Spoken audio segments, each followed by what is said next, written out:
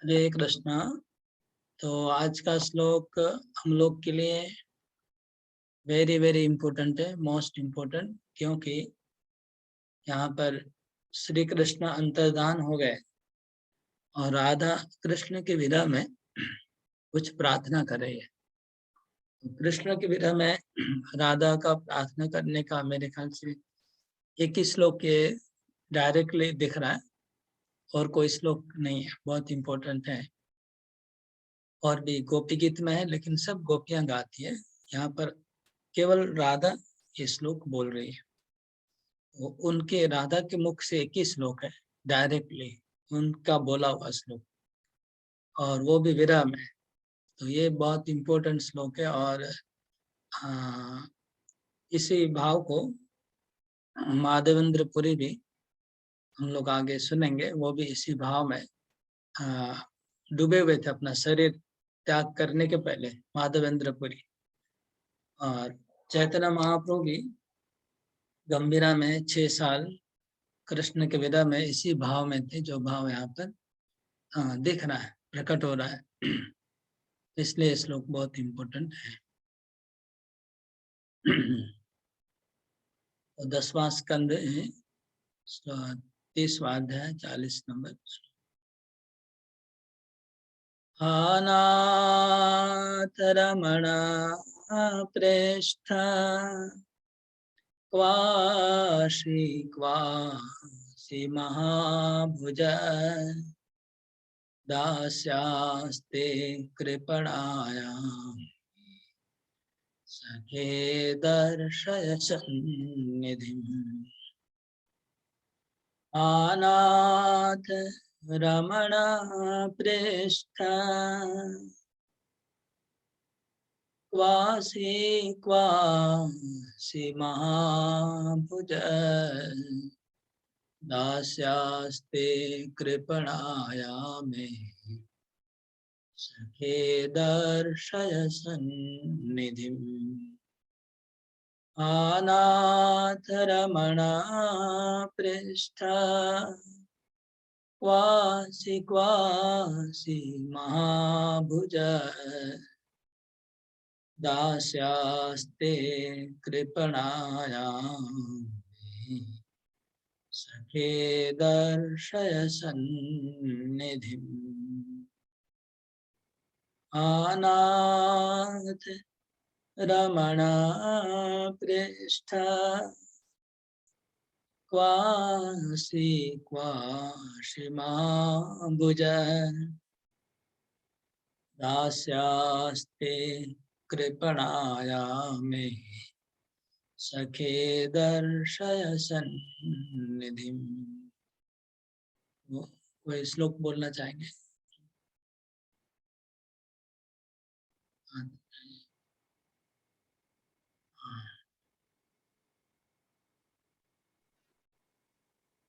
नाथ रमण प्रेष्ठ quasi महाभुज दास्यास्ते कृपणायामि सखे दर्शय सन्निधिम्। नाथ रमण प्रेष्ठ quasi महाभुज दास्यास्ते कृपणायामे सखे दर्शय सन्निधिम्। नाथ रमण प्रेष्ठ काशी महाभुज दास्यास्ते कृपणायामे सखे दर्शय सन्निधिम्। हरे कृष्ण। ये श्लोक है बहुत इम्पोर्टेंट। तो राधा यहाँ पर जैसे कृष्ण अंतर्धान हो गए, राधा विलाप करने लगी। विलाप करती है राधा। विलाप करते हुए वो ये शब्दों को उच्चारण कर रही है। राधा विलाप करते हुए कहती है, हाँ नाथ, हे मेरे नाथ, हे मेरे नाथ, आप क्वासी मतलब क्वा आसी, क्वा मतलब कहाँ, आसी मतलब है, आप कहाँ है, आप कहाँ है, हे मेरे नाथ, आप कहाँ हैं? हे मेरे रमण, राधा रमण कहा जाता है आपको, आप कहाँ हैं? ये नाथ कहाँ है? ये रमण कहाँ है? ये महाभुज, महान भुजा वाले आप कहाँ हैं? दास्यास्ते, मैं आपकी दासी हूँ। मैं कृपण हूँ, कृपण मतलब दीन, मैं अत्यंत दीन दुखी हूँ, मैं बहुत कृपण हूँ, आपके विरह में मैं बहुत दुखी हूँ। ये सखा, ये मेरे सखा, आप मुझे दर्शन दीजिए, जल्दी से जल्दी मुझे दर्शन दीजिए। ये है श्लोक का भावार्थ। तो इस श्लोक के ऊपर श्रील माधवेंद्र पुरी का एक श्लोक रूप गोस्वामी ने लिखा है। उस श्लोक में माधवेंद्र पुरी ऐसा ही कुछ बात बोलते हैं। ये ना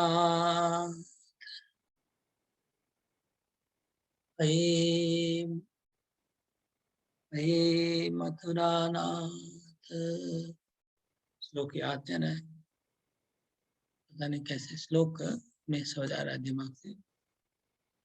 ऐ दिने नाथ ये करुणा नाथ कदा अवलोक्यसे,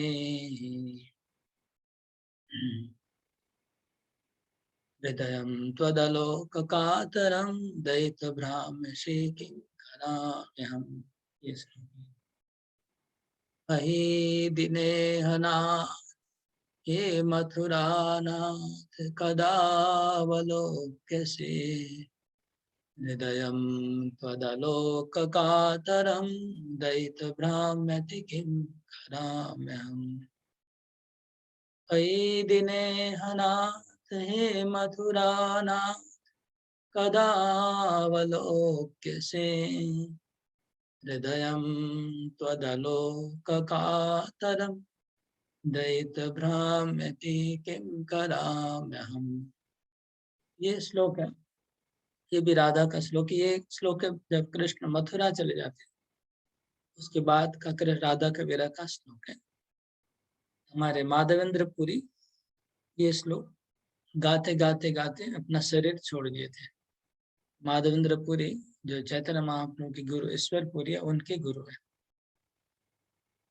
माधवेंद्र पुरी। वो ये श्लोक गाते थे मरने के पहले, शरीर छोड़ने के पहले। ओके, अभी हम इस श्लोक की टीका देखेंगे।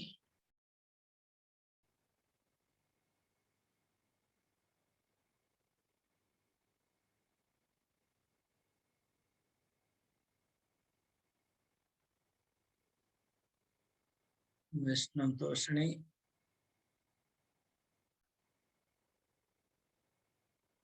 लापम एवं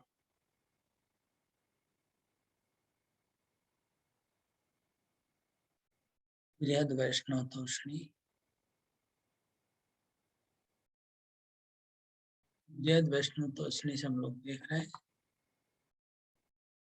सनातन गोस्वामी विलापम, राधा के विलाप का वर्णन सुखदेव गोस्वामी कर रहे हैं।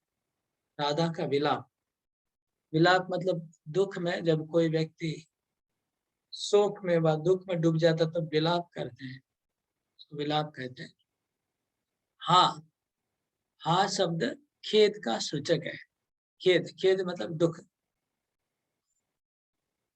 खेद बोलते हैं ना हम लोग, खेद, खेद है।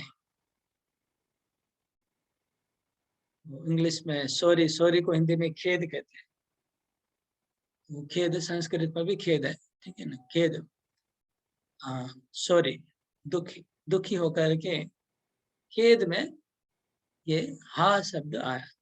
हा नाथ आरती संबोधने वा। अब बात हा शब्द का उच्चारण, एक खेद विलाप दुख के कारण, और दूसरा अर्थ है आरती संबोधन, मतलब बहुत व्याकुलता के साथ उसको कृष्ण को पुकार रही है। व्याकुलता से पुकारना, आर्त भाव से पुकारना, इसलिए हा, और दुख से हा बोल रहे। हा का दो ततश्च सर्वत्रैव योजम, सर्वत्रैव योज्यम, मतलब ये जो खेद है ये पूरे श्लोक में हमें नियोजन करके श्लोक को समझना होगा। मतलब सब शब्दों के आगे एक खेद है, खेद और आर्थ पुकार सब शब्दों के आगे जुड़ेगा। मतलब हा नाथ, हा प्राणेश, सब जगह हा लगाना होगा। हे नाथ, फिर हा नाथ, रमण, तो हा रमण, वो भी पुकार, रमण भी पुकारे आरती से। और फिर हा महाभुज, सब जगह हा शब्द होगा।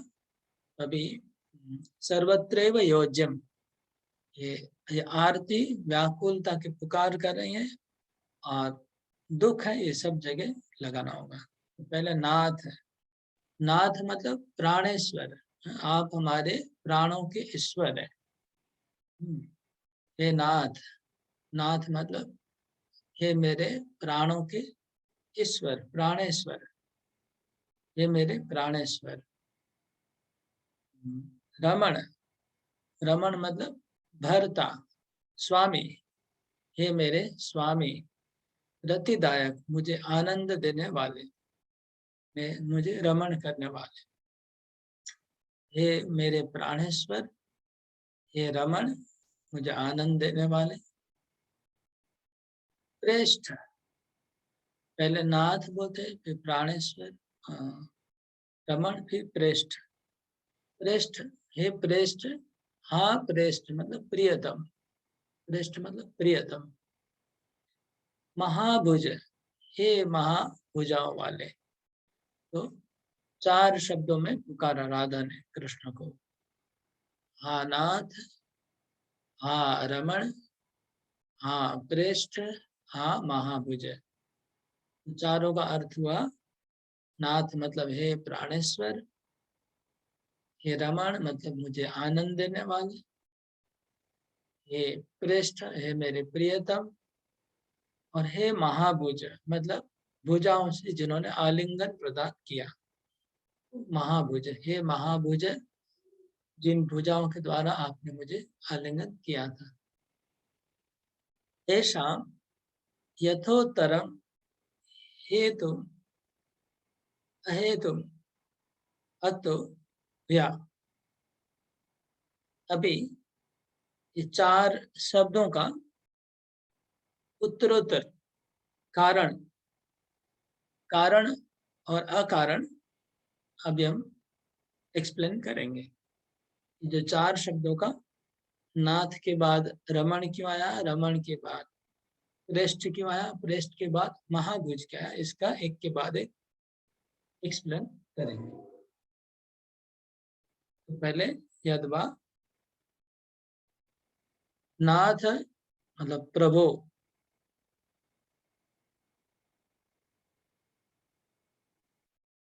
मतलब हे प्रभु, हे मेरे प्रभु। फिर केवल प्रभु नहीं है, हाँ केवल प्रभु नहीं है, क्या है, रमण, आप मुझे रमण सुख प्रदान किए। पहले नाथ, हे मेरे प्रभु, नहीं नहीं, केवल प्रभु नहीं, आप मुझे रमण सुख प्रदान किए। विविध क्रीड़ा कारक इति वा, अतो स्वभावत एवं प्रेष्ठ, इसलिए क्योंकि आप रमण सुख प्रदान किए और मेरे साथ बहुत प्रकार की क्रीड़ा किए, इसलिए आप स्वभावत प्रेष्ठ भी हैं। आप खाली रमण नहीं है, आप प्रेष्ठ भी हैं। स्वभावत एवं प्रेष्ठ, आत्मनोपि सकाशात परम प्रिय इत्यर्थ। प्रेष्ठ का अर्थ क्या होता है, प्रेष्ठ का अर्थ है आत्मनोपि सकाशात परम प्रिय इत्यर्थ। मेरे से भी, मेरे से भी, अपने से भी जो ज्यादा परम प्रिय हो, अपने से भी प्रिय हो, वो प्रेष्ठ है। अपने से भी जो ज्यादा परम प्रिय हो। यह तो महाभुज, इसलिए आप मुझे, मेरे से भी आप मुझे बहुत परम प्रिय लगते हो। क्यों, क्यों? क्योंकि महाभुज, आप परम मनोहर सच्चिदानंद घन मूर्ति वाले हैं। तो आप क्या है? परम मनोहर, आपका जो रूप है, महाभुज मतलब हाथ, दोनों भुजाएं, तो आपकी भुजाएं, आप उसका मतलब बहुत सुंदर है, मन को हरण करने वाला आपका सच्चिदानंद घन मूर्ति है। ये पहला अर्थ हुआ। पहला अर्थ हुआ नाथ का प्रभु, रमण का जो रमण सुख देने वाले, और श्रेष्ठ मतलब मेरे से भी अधिक आप परम प्रिय हो मुझे, अपने आप से आप ज्यादा प्रिय हो, और आप महाभुज हो मतलब आप परम मनोहर सच्चिदानंद घन मूर्ति है वाले, आप सुंदर हो। ये पहला अर्थ हुआ। अभी दूसरा अर्थ चालू हो रहा है। दूसरा अर्थ में फिर से नाथ, रमण, प्रेष्ठ और महाभुज, चार चीज का डिस्कस होगा। तो पहले नाथ, हे नाथ मतलब हे परम भोग करता, हे परम भोग करता। नाथ मतलब ईश्वर, नियंत्रण करने वाले, भोग करने वाले। हे नाथ इति सततम रत्यादि सुख संपत्तिर्बोधिता।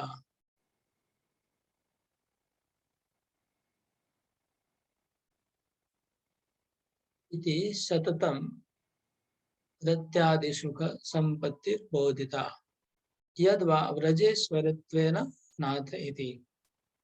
तो नाथ का दो अर्थ है, एक का परम भोक्ता है, आप परम भोक्ता है, दूसरा व्रजेश्वर, आप व्रज के, जो व्रज गोकुल धाम है, गोकुल धाम के आप राजा है, इसलिए नाथ है। तो ये नाथ, आप गोकुल धाम के राजा हो, आप परम भोक्ता हो, परम भोग करता। तो पहले नाथ का ये अर्थ हुआ। दूसरा मीनिंग मतलब सेकंड एक्सप्लेनेशन चल रहा है। तत्रापि भर्तृ प्रयोजन सिद्धया रमणेति। क्योंकि आप व्रज के नाथ हैं, आप परम भोग करता है,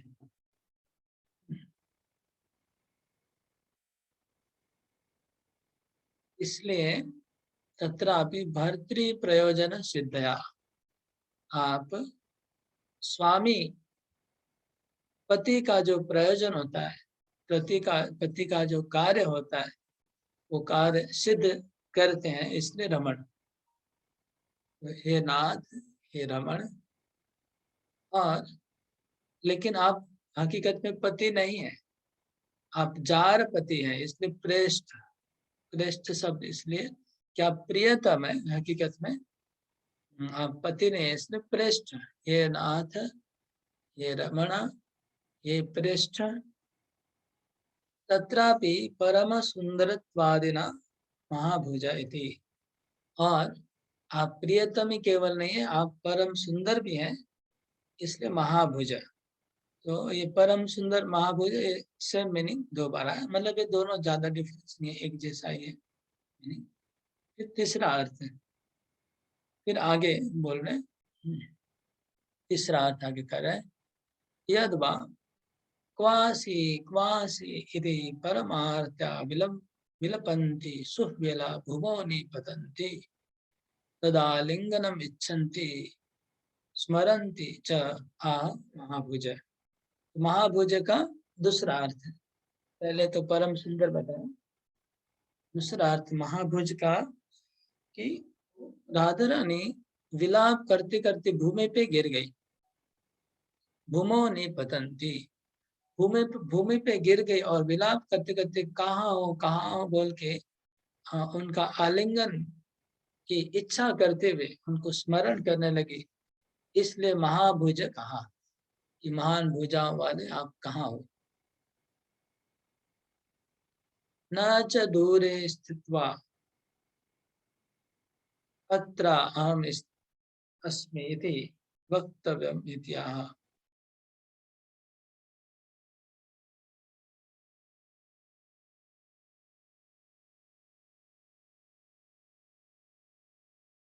सन्निधि शब्द क्यों आया? सन्निधि लिखा है लास्ट में। सन्निधि मतलब क्यों आया? सन्निधि शब्द का अर्थ ये है कि आप दूर से अगर कहेंगे कि मैं यहाँ हूँ, आ जाओ मेरे पास, ऐसा बोलने से नहीं चलेगा। आप मेरे निकट आ जाओ, यहाँ पर आ जाओ जहाँ पर मैं हूँ, इधर आके मेरे से मिलो, इसलिए सन्निधि शब्द आया।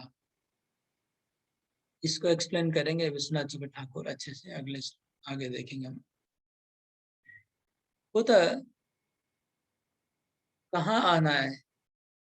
कुतः मतलब कहाँ, कहाँ आऊं, कहाँ आने को बोल रही है राधा।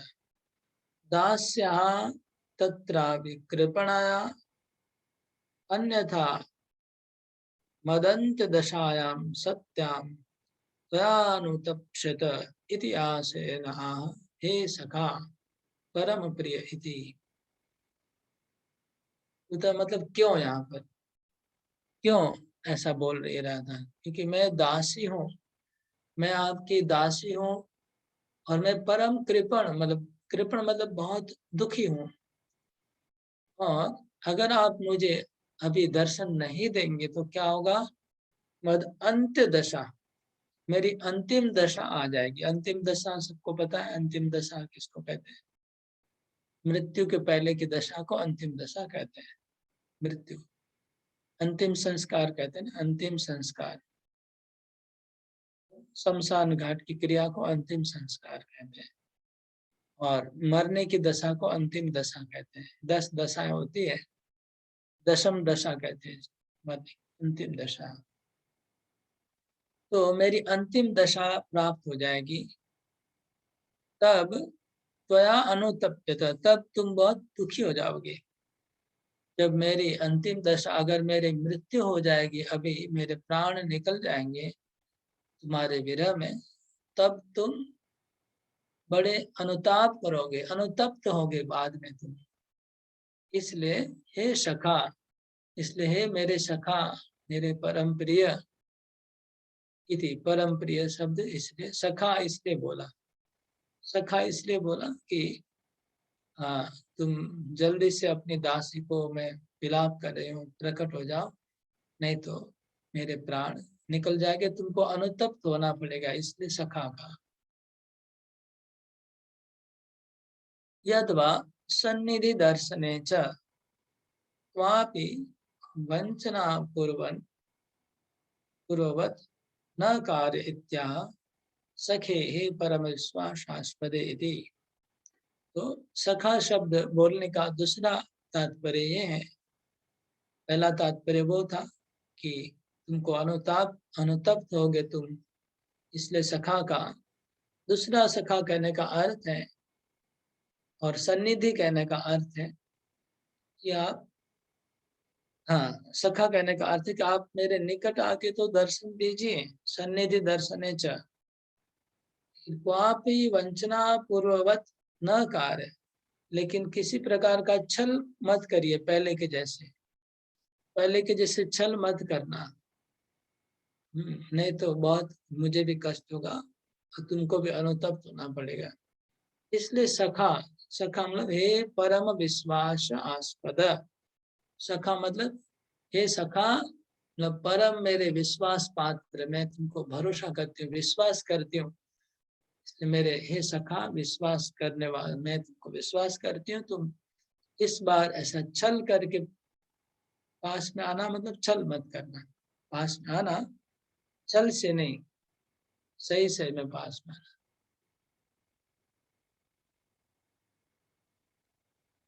अथवा दूसरा अर्थ बोल रहे हैं, ननो प्रियतमे, मतलब कृष्ण कहते हैं, ये मेरी प्रियतमा, त्वाम हित्वा नाहम कुत्रापि गतो अस्मि।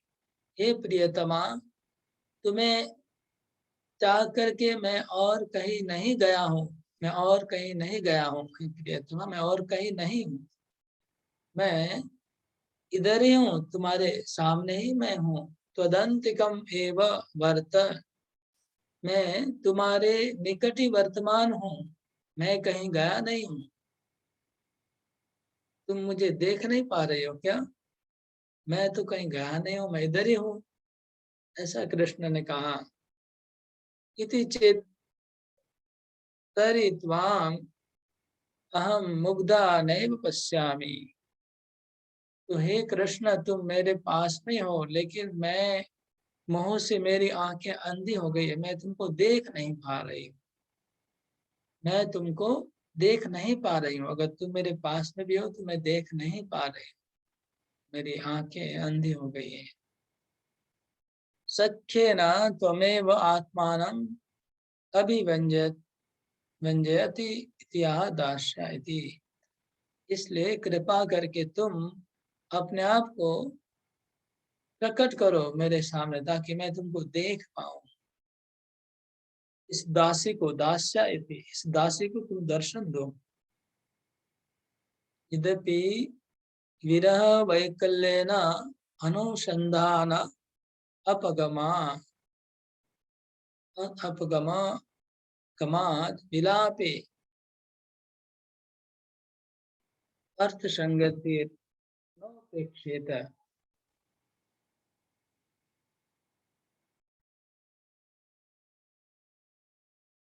असंगतिश्च गुण एव, तथापि तादृशीनां यत् किंचित् वाक्यमेव सर्वार्थं सेवते इति। यथा भक्ति किंचित् लिख्यते, यथा भक्ति किंचित् लिख्यते, एवं अग्रेपि ज्ञेयम्। ततश्चा सा विमुह्यन्ति हन्त भूभावपत्तिति ज्ञेयम्। ततश्च सा विमुह्यन्ति हन्त भूमौ वपतति इति ज्ञेयम् अग्रे। तो यहाँ पर एक बात सनातन गोस्वामी उठा रहे हैं। बात यह है कि राधा रानी विरह की विकलता से, विरह विकलता से आना, विरह वैकल्येन अनुसंधान अपगमात, उनको कोई मतलब शुद्ध बुद्ध नहीं है। विरह से इतनी विकल हो गई है और कोई शुद्ध बुद्ध नहीं है, इसलिए वो जो विलाप कर रही है, हाँ, उसका अर्थ संगति नहीं हो सकता है। उसमें विलाप में कोई अर्थ नहीं निकाल सकते। मतलब नाथ का मतलब ये हुआ, रमन का मतलब ये हुआ, और महाभुज का अर्थ ये हुआ। वो कृष्ण राधा चाह रही है कि तुम सामने प्रकट हो जाओ, छल मत करना, और मैं तुमको देख नहीं पा रही हूँ, इसलिए महाभुज मतलब तुम प्रकट हो, मैं तुमको देख स्पर्श कर पाऊंगी, देख तो नहीं पा रहे हो, इसलिए कहाँ हो तुम। ये जो एक्सप्लेनेशन किया गया यहाँ पर, ये एक्सप्लेनेशन बोल रहे हैं कि इस प्रकार जिसकी शुद्ध बुद्ध खो गई है, वो ऐसा उनका जो सेंटेंस में इतना संगति तो नहीं हो सकता है। असंगति से ही बोलेगी ना, अर्थ संगति नौ पक्षेत। तो ऐसा अर्थ उन्होंने करके बोला होगा क्या? लगता है आपका कमेंट्री असंगत लग रहा है। असंगत मतलब, तो फिर सनातन गोस्वामी कहते हैं, यद्यपि मेरी कमेंट्री असंगत लगती होगी, फिर भी ये असंगत गुण ही है। मतलब इसमें कोई, इसको एक्सप्लेन करने में, ऐसा एक्सप्लेनेशन देने में गुण ही निकल रहा है, उसमें किसी का दोष नहीं निकल रहा है, और सुनने वालों को इसमें फायदा ही हो रहा है। इसलिए इस प्रकार का वर्णन वैसे आगे भी मिलेगा। तथापि तादृशाम यत् किंचित वाक्य में वह सर्वार्थम सेवते इति। तो वो इस लेवल की जो गोपी है, तादृश गोपी, इस गोपी का कुछ भी मुंह से जो वाक्य निकलता है, उस वाक्य में बहुत सारे अर्थ पूरे होते हैं, बहुत सारे अर्थ समाधान हो जाते हैं। ये हमें समझना होगा। यथा भक्ति किंचित विलिख्यते, तो हम अपने भक्ति के अनुसार जितना समझ में आया उतना हम लिख रहे हैं। वैसे इस लेवल की गोपी का जो मुंह से जो भी बात निकला है, दो चार शब्द, उसमें समस्त अर्थ समाधान हो गए हैं, लेकिन हम अपनी लेवल के भक्ति के लेवल के अनुसार कुछ बात को, उनके मन के भाव को व्यक्त कर रहे हैं। विलिख्यते एवं अग्रे भी गेम, ऐसा आगे भी आप लोग को ध्यान रखना होगा। मतलब ये बोलना चाह रहे आगे भी हम श्लोकों के अनुसार गोपियों के भावों का एक्सप्लेनेशन करेंगे, इसी बेसिस पे करेंगे। यद्यपि वो लोग विवल है, व्याकुल है, उनको कोई शुद्ध बुद्ध नहीं है, तो वो कुछ भी मुंह से बोलेंगे उसका अर्थ निकालने की आदत, लेकिन फिर भी हम उनका अर्थ निकालेंगे और उसको अर्थ को समझेंगे, ये सनातन गोस्वामी ने कहा। और ऐसा बोल करके वो आगे अगले श्लोक का वो रेफरेंस दे रहे हैं कि जैसे भूमि पे पतन का बात सनातन गोस्वामी ने यहाँ पर लिखा, तो अगले श्लोक में है 41 श्लोक में क्या लिखा है, ततश्च सा विमुह्यन्ति हंत भूमौ अपत इति। हाँ, तो विमोहित होकर के भूमि पे गिर गई, ऐसा आगे आएगा।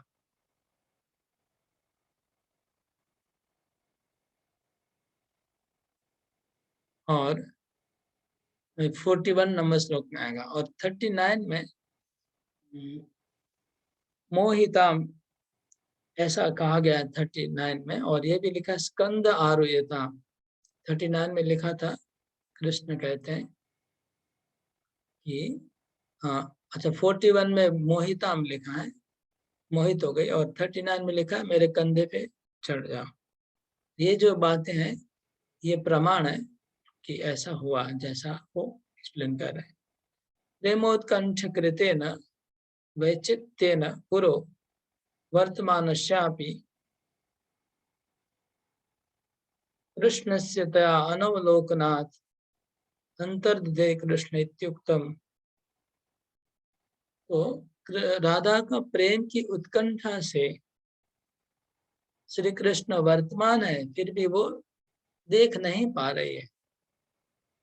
लेकिन श्लोक में क्या लिखा है, अंतर्दधे कृष्ण, कृष्ण अंतर्धान हो गए हैं।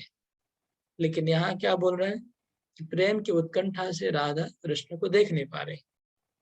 तो क्या हुआ, कौन सा सही है? तो कहते हैं वस्तु तस्तु कौतुकत्वादेव स तत्र तुष्णिम स्थिता। वास्तव में वो कौतुक से कृष्ण वहां पर ही चुपचाप खड़े हो गए, छुप के खड़े हो गए। तथा प्रेम वैचित्य भाजस तस्या अनुताप, तथा प्रेम वैचित्य भाजस तस्या अनुताप, तथा अन्या गोपी सन्निहिता दृष्ट्वा कृष्णेन अंतरितम एवेति एयम। तो कहते हैं कि वास्तव में कृष्ण वहां पर ही छुप गए, मतलब चुपचाप खड़े हो गए साइड में। और वो ऑलरेडी वो प्रेम व्यचित, तो उनकी आंखें ऑलरेडी मतलब प्रेम से ये हो गई है, देख नहीं पाएगी राधा। तो कृष्ण वहां पर खड़े हुए चुपचाप, प्रेम व्यचित भाजस तस्य अनु, और वो अनुताप करने लगी। उसके बाद जब दूसरी गोपियां पास में आने लगी तब कृष्ण अंतर्धान हो गए। ये अर्थ समझना होगा। कृष्ण उस समय थे वहां पर, और फिर लेकिन राधा देख नहीं पा रहे थे, चुपचाप खड़े थे। और फिर श्लोक में अंतर्दधे इसलिए लिखा है क्योंकि जब गोपियां आने लगी पास में तब वो अंतर्धान हो गए।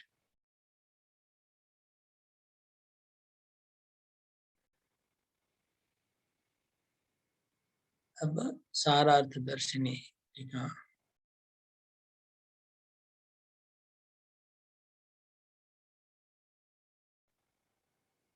विलापम एवं हा नाथ त्वद्वियोग महाग्निना दह्यमाना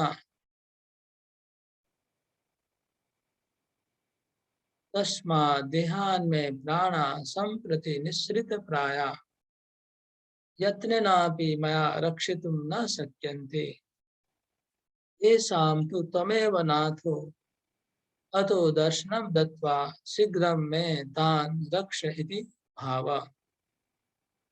तो हे नाथ शब्द का अर्थ चक्रवर्ती ठाकुर बता रहे हैं, हे नाथ। तो वहां पर प्राणेश्वर का, सनातन गोस्वामी ने प्राणेश्वर का, नाथ का, तो उसको ही आगे एक्सप्लेन करके बोल रहे हैं चक्रवर्ती ठाकुर कि तुम्हारी विरह महाअग्नि में मेरे प्राण, प्राण मेरे प्राण वायु, प्राण मतलब प्राण वायु, मेरे प्राण जल रहे हैं। तुम्हारी विरह की महाअग्नि में मेरे प्राण जल रहे हैं, मेरे प्राणों में आग लगी हुई है। और जल के, अच्छा दया माना मेरा शरीर जल रहा है, प्राण नहीं जलते।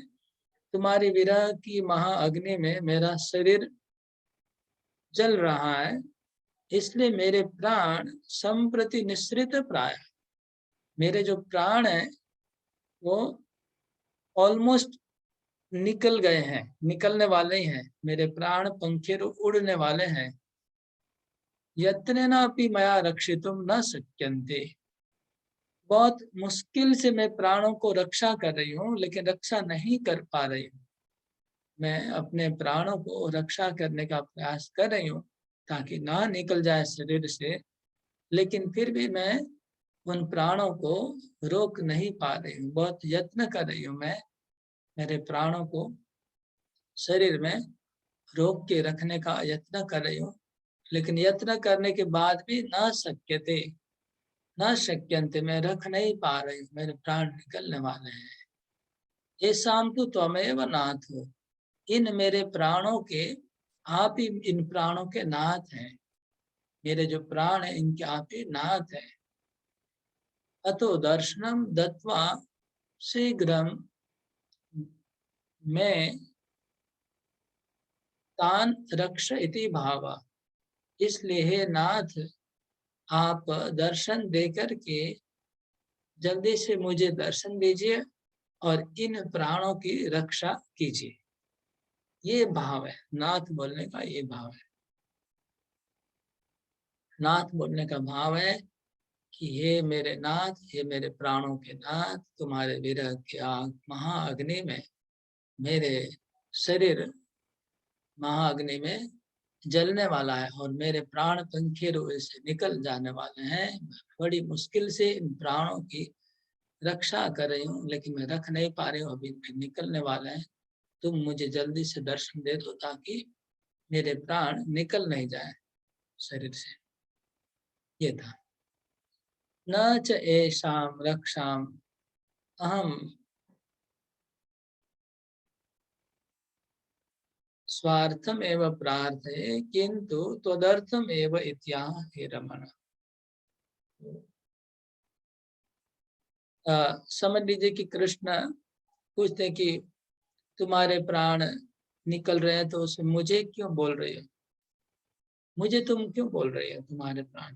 राधा कहते हैं न चेषाम रक्षाम अहम स्वार्थम एवं प्रार्थये, मेरे प्राणों की रक्षा करने की प्रार्थना मैं मेरे अपने स्वार्थ के लिए नहीं कर रही हूँ। मेरे अपने स्वार्थ के लिए मैं अपने प्राणों की रक्षा करने के लिए तुम्हें प्रार्थना नहीं कर रही हूँ। तो फिर किंतु त्वदर्थम एवं, तुम्हारे लिए ही मैं प्रार्थना कर रही हूँ। कैसे? तो उसका शब्द है हे रमण। रमण बोल के उसका उत्तर देती है राधा, रमण बोल के उसका उत्तर देती है। क्या आते हैं? सर्वा अपि अन्या गोपीस्त्यक्त्वा रमण सुख विशेषार्थम याम एतावत् दूरम रह स मानैषि तस्याम् अपि मृतायाम एव रति सुखम अन्यत्र आलभमानो माम स्मरम त्वमपि दुखेन विलपिष्यति इति भाव। कहते हैं कि हे रमण, किंतु तुम्हारे लिए मैं प्राणों की रक्षा कर रही हूँ। कैसे तुम्हारे लिए? सर्वापि अन्य गोपी त्यक्त्वा, क्योंकि आपने सब गोपियों को त्याग करके मेरे साथ रमण करने के लिए इतना दूर एकांत में मुझे तुम लेके आए थे।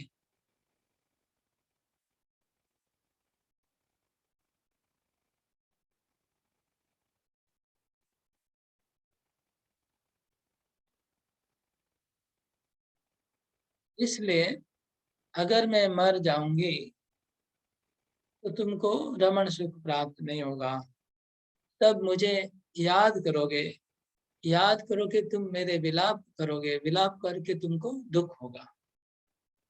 तब तुमको विलाप करोगे और मेरे में अगर मेरा मृत्यु होगा, अगर मैं मर जाऊंगी तो हे कृष्ण तुमको बहुत दुख होगा और तुम दुख में विलाप करते रहोगे कि कहाँ गई राधा, तुम मेरे बिना, तुमको बहुत दुख होगा और दुख के तुमको बहुत कष्ट होगा। नन्वस्तु मद दुखम तेना, नन्वस्तु मद दुखम तेना तव किम तत्राह। तो मानो कृष्ण कहते हैं कि ठीक है, तुम्हारे मृत्यु होने पे मुझे बहुत दुख होगा, मैं विलाप करूंगा, तो मेरा दुख होगा, मैं दुखी होऊंगा, तुमको क्या फर्क पड़ता है? मैं दुखी हो जाऊंगा, उससे तुमको क्या फर्क पड़ता है? तुमको तो कोई फर्क नहीं पड़ता है मुझे दुखी देख करके, ऐसा कृष्ण ने कहा। तब उसके उत्तर में कहती, हे पृष्ठ। तो पहले नाथ का अर्थ बताया, फिर रमण का अर्थ बताया, अभी हे पृष्ठ। पृष्ठ तीसरे शब्द में आए, हे पृष्ठ इति तव मत पृष्ठत्वात् त्वदीयं तद्दुःखं कोटिगुणभूयमयैव फलिष्यति। हे प्रियतम, हे प्रियतम, मुझे ये प्रॉब्लम है, तुमको दुख होने से वो जो तुम दुखी होगे मेरे विलाप में, तो तुम्हारा दुख कोटि गुणा बन के मुझे दुखी करेगा। तुमको जो दुख होगा वो कोटि गुणा ज्यादा मुझे अनुभव होगा वो दुख। मत प्राण कोटि निर्मंछनीय पादाब्ज, मत प्राण कोटि निर्मंछनीय पादाब्ज नखरे एक देशस्य तव तद्दुःखम अहम मृत्वापि सोढुम न पारयिष्यामि अतः कृपया सन्निधाय तदेव दुखम दूरीकुरु इति भाव। श्रेष्ठ इसलिए कहा कि तुमको जो दुख होगा वो दुख मुझे कोटि गुणा ज्यादा अनुभव होगा, इसलिए तुम मेरे प्रेष्ठ हो। फिर कहते हैं सन्निधाय, सब अर्थ बोल के कहते हैं कि मत प्राण कोटि निर्मंछनीय पादाब्ज, मेरे प्राण करोड़ों प्राणों से, प्राण कोटि मेरे करोड़ों प्राणों से निर्मंछनीय पादाब्ज, तुम्हारे चरण कमल के जो नख, नखर एक देश, तुम्हारे चरण कमल के जो नख है, वो नख तुम्हारे चरण, चरण के नख, नख के किसी एक जगह में, नख पूरा नख नहीं, चरण कमल के नख के एक भाग में भी अगर तुमको कोई दुख होता है तो दुखम अहम मृत्वापि सोढुम न पारयिष्यामि। तो वो दुख को मैं मर जाऊंगी, मरने के बाद भी मुझे सहन नहीं होगा। और मैं अपने करोड़ों प्राणों को न्यौछावर कर दूंगी। यहाँ पर प्राण कोटि निर्मंचने का अर्थ है मैं करोड़ों बार मेरे प्राणों को न्यौछावर कर दूंगी। तुम्हारे पांव के नख के अग्रभाग में अगर थोड़ा सा तुमको दुख होता है, तुम्हारे चरणों के अग्रभाग में अगर थोड़ा सा तुमको दुख होता है, तो उस दुख को दूर करने के लिए मैं करोड़ों बार मेरे प्राणों को न्यौछावर कर दूंगी। ये अर्थ है। और ये करने के बाद भी अगर मेरी मृत्यु हो भी जाती है, उसके बाद भी, मरने के बाद भी मैं सहन नहीं कर पाऊंगी। अगर पता चले कि तुम्हारा कष्ट अभी भी है तो मेरे से शायद नहीं होगा। इसलिए सन्निधि करो, इसलिए जल्दी से जल्दी मेरे पास आओ तुम। ये ऐसा भाव हम रामायण में भी देखते हैं। आप लोग ने जिसने रामायण सुना होगा, पता होगा कि जब रामचंद्र चित्रकूट पर्वत पे गए थे और भरत जब आते हैं चित्रकूट, तो भरत ने जब विचार किया कि राम के चरणों में वो जो चले थे चित्रकूट में, उसके रास्ते में जो कंकड़ लगे होंगे, उसको विचार करके भरत को जो क्या दुख हुआ था वो वहां पर वर्णन है। वो सेम भाव यहाँ पर राधा प्रकट कर रही है, चक्रवर्ती ठाकुर प्रकट कर रहे हैं राधा का भाव कि श्री कृष्ण के चरणों के नख के अग्र भाग में अगर थोड़ा सा कष्ट हुआ कृष्ण को, तो वो कष्ट राधा कभी सहन नहीं कर सकती, उनको करोड़ों बार अपने प्राणों को न्यौछावर करना चाहती है। ननो यदि निःसृत प्राय एव प्राण तदा तान इदमपि कथम निर्वर्तितुं प्रभविष्यामि तत्र। अगर तुम्हारे प्राण ऑलमोस्ट निकल चुके हैं, वह निकलने वाले हैं, तुम उनकी रक्षा नहीं कर पा रहे, तो फिर मैं कैसे तुम्हारे प्राणों को रक्षा कर पाऊंगा? जब निकल चुके हैं तो अभी मैं कैसे उसको वापस लाऊंगा तुम्हारे प्राणों को? इसलिए कहा हे महाभुज, तुम महाभुज बहुत शक्तिशाली हो।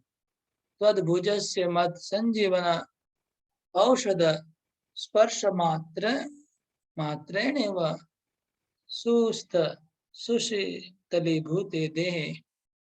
तो तुम महाभुज हो, तुम्हारे दोनों भुजाएं बहुत शक्तिशाली हैं और तुम्हारे भुजा में क्या है? संजीवनी औषध है।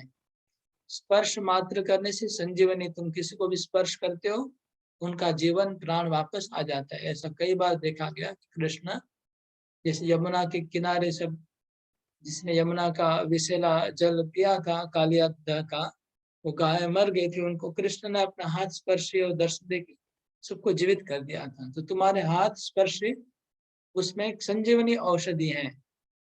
इसलिए सुस्थ सुशीतली भूते, उसका स्पर्श करने से मैं सुस्त हो जाऊंगी और सुशीतल हो जाएगा मेरा प्राण। आग जो जल रही है वो आग सुशीतल हो जाएगा, मेरा शरीर शीतल हो जाएगा और स्वस्थ हो जाएगा। तो सुस्थ सुशीतली भूते देहे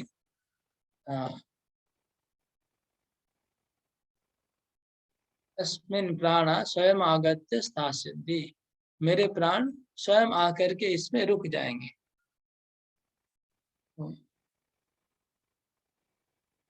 इति भाव, इसलिए महाभुज कहा। ननु माम विना स्वस्य गतिमेव, ननु माम विना स्वस्य गतिम एवं जानासि चेन् महाराज कुमारम परम सुकुमारम आदरणीयम माम नया माम यत्र ते मन इत्यादि इष्टवती किम अकोपय तत्र स काको वयग्र आह। समय 8:05 हो गया है, तो अगर समय और इसको पूरा करने में तो 5 मिनट तो लगेगा, 5-10 मिनट पूरा करना है कि फिर या फिर हम आगे बोले बाद में। इतना बचा है, 1-2 सेंटेंस है, पूरा कर लेते हैं, जाएगा। ठीक है, 5-10 मिनट लगेगा। तो कृष्ण ने कहा कि तुमको पता है कि माम विना स्वस्य गतिमेव जानासि। तुमको पता है कि मेरे बिना तुम्हारी हालत क्या होती है, तुम मेरे बिना जी नहीं सकती हो, मेरे बिना तुम्हारी ये हालत हो जा रही है। तो फिर मुझ जैसे, मैं राजकुमार हूँ, मैं नंद महाराज का पुत्र हूँ, राजा का कुमार हूँ, और मैं परम सुकुमार मेरा शरीर है, और मुझे सब लोग आदर करते हैं, सम्मान करते हैं। ऐसे सम्मान्य व्यक्ति को तुमने गुस्से में और रोष प्रकट करके मेरे को अपमान क्यों किया तुमने? क्यों तुमने बोला कि मुझे जहां तुम्हारा मन हो वहां ले चलो? ऐसा क्यों तुमने बोला? मेरे ऊपर गुस्सा तुमने क्यों किया? मेरे से कोपपूर्वक बात क्यों की तुमने? ऐसी बात क्यों की मेरे साथ? तुमको जब पता है कि तुम मेरे बिना नहीं जी सकती है तो उसके उत्तर में राधा कहती है, काकू बहुत काकुती मतलब बहुत व्याकुल थी, गिड़गिड़ाती हुई उनको प्रार्थना करती बोलती है, दास्यास्ते कृपणाया में, मैं तुम्हारी दासी हूँ, मेरे अपराध को क्षमा कर दो। तदानीम विलास श्रमा निद्रा आलस्या विभूत एव दिनया मया यथोक्तम क्षमस्व माँ कुप्येति भाव। हे कृष्ण, मैं तुम्हारी दासी हूँ, मैं कृपण हूँ।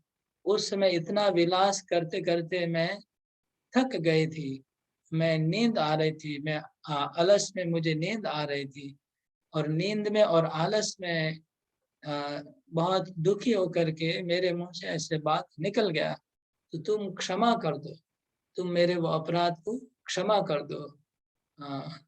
तुम गुस्सा मत करो, मेरी उस बात के ऊपर तुम गुस्सा मत करो, मुझे क्षमा कर दो, मेरे मुंह से ऐसा बात निकल गया।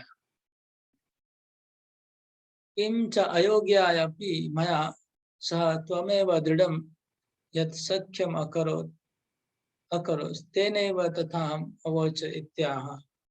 हे कृष्ण, वास्तव में यद्यपि मैं योग्य नहीं हूँ, अयोग्य हूँ, मैं क्वालिफाइड नहीं हूँ, अनक्वालिफाइड हूँ, मैं योग्य नहीं हूँ, फिर भी तुमने मेरे साथ इतना सख्य भाव प्रदर्शन किया, इतना मेरे साथ तुमने सख्य और प्रेम का प्रदर्शन किया, जिसकी वजह से मैंने तुमको सखा समझ के ऐसा मेरे मुंह से तुम्हारे प्रति ऐसा शब्द निकल गया, क्योंकि तुमने मेरे साथ ऐसा ही प्रेम का व्यवहार किया था, जिसकी वजह से मेरे मुंह से ऐसा शब्द निकल गया। ये सखे, इसलिए सखा बोल के संबोधन करती है। हे प्रिय, तही प्रसन्न अभुवम मत समीपम अहिति चेत संप्रति अनुताप दुखेन अंधास्मि त्वं कम वतसे इति न पश्यामिति। तब कृष्ण कहते हैं, हे प्रिया, ठीक है, मैं तुम्हारे पर प्रसन्न हो गया हूँ, मैं तुमको क्षमा कर दिया, मैं प्रसन्न हो गया हूँ, अभी मैं तुम्हारे सामने प्रकट हो गया हूँ, तुम आ जाओ, मेरे पास आओ, मेरे को देखो। तो फिर राधा कहती है, संप्रति अनुताप दुखे न अंधास्मि, तुम्हारे विरह के विलाप में, अनुताप में दुखी होकर के मेरी आंखें अंधी हो गई है, मैं तुमको देख नहीं पा रही हूँ। तुम बोले हो कि मैं तुम्हारे सामने प्रकट हो गया हूँ, लेकिन मैं तुम्हें देख नहीं पा रही हूँ। वर्तसी, तुम कहाँ हो, मैं तुम्हें देख नहीं पा रही। दर्शय सन्निधिम, इसलिए जो लास्ट में शब्द आया, दर्शय सन्निधिम शब्द आया कि तुम मेरे सामने प्रकट हो जाओ, मैं तुम्हें देख नहीं पा रही। एतावत् एव विलप्य विलप्य अहोद्घूर्णावशात् समय भूमौ अपतति ज्ञेयम् अग्रे मोहितामित्युक्ते। तो इतना बोलने के बाद विलाप करते करते उद्घूर्णा भाव उत्पन्न हुआ। एक उद्घूर्णा एक भाव होता है, व्यभिचारी भाव है, संचारी भाव है। उद्घूर्णा भाव प्रकट हुआ राधा में, और मोहित होकर के भूमि पे गिर गई। इति ज्ञेयम अग्रे मोहिताम इत्युक्ते, इसलिए आगे मोहिताम शब्द आएगा, उसका अर्थ यह है कि वो भूमि पे गिर गई राधा, ऐसा बोल के गिर गई, मैं तुम देख नहीं पा रही। हरे कृष्ण।